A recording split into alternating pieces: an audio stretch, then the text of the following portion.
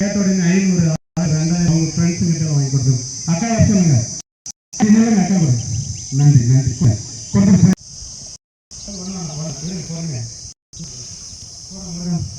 அப்புறம் வீட்டு வாங்க. ஆண்களே ஆண்களே எப்படி பெண்கள் முன்ன தேருங்க.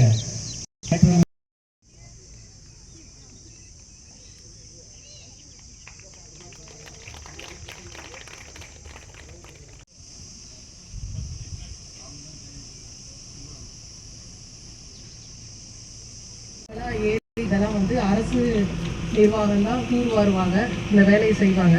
இது வந்து நம்ம கொஞ்சம் மட்டும் அங்கே மாற்றி வைக்கிறது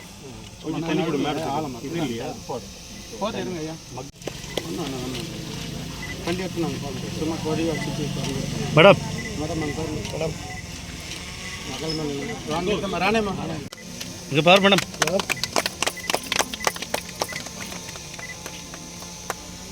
வலையிடம் வருஷம் கொஞ்சம் பின்னாடி வாங்க. இப்படி வரீங்க.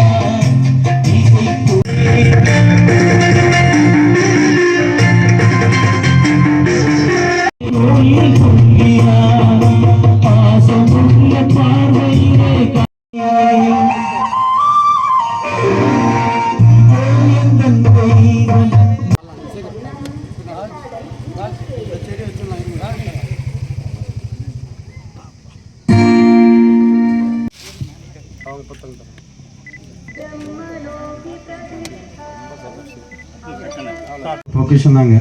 ஏன்னா இது ஒரு 70 வருஷத்தில் அப்படியே காடு மாதிரி இருந்துச்சுங்க. நீங்கள் ஆதி ஊர் அப்போ தொடங்கி வச்சுங்க. 2வது ஊர் நாங்கள் எடுத்துன்னு வரும்போது ஒரு பைசா கூட இல்லாமல் தான் வந்தோம். ஆனால் எங்கள் ஊர் பொது மக்கள், நண்பர்கள், நன்கொடையாளர்கள் எங்கேருந்து கொடுத்தாங்கன்னே தெரியும். இது ஒரு சோலை மாதிரி மாறும். 2வது நம்ம மாவட்டத்தில் இப்போ நீர் மட்டத்தோட அளவு, கிரவுண்ட் வாட்டர் லெவல் குறைஞ்சிட்டே தான் வருது. அதனால தான் அந்த ஏரி ஆறுகள்லாம் வந்து அந்த கரைகளை தூர்வாருங்க, பலப்படுத்துங்க, மழை நீரை சேகரிங்கன்னு சொல்லிட்டு இருக்கோம். மக்களுக்கு அன்பான வேண்டுகோள் வந்து இவ்வளவு செலவு பண்ணி அவங்க பண்றாங்க, அவ்வளவு முயற்சி பண்ணி பண்றாங்க. இதுல தயவு செய்து நீங்க பிளாஸ்டிக் கழிவோ குப்பையோ எதுவும் கொட்டிடக்கூடாது. ஏன்னா உங்க ஏரியா, நீங்க வாழ்ற பகுதி, நீங்க அதை வந்து தூய்மையா பாதுகாத்துக்கணுங்கிறத என்னுடைய தாழ்மையான வேண்டுகோளா தெரிவித்துக் கொள்கிறேன்.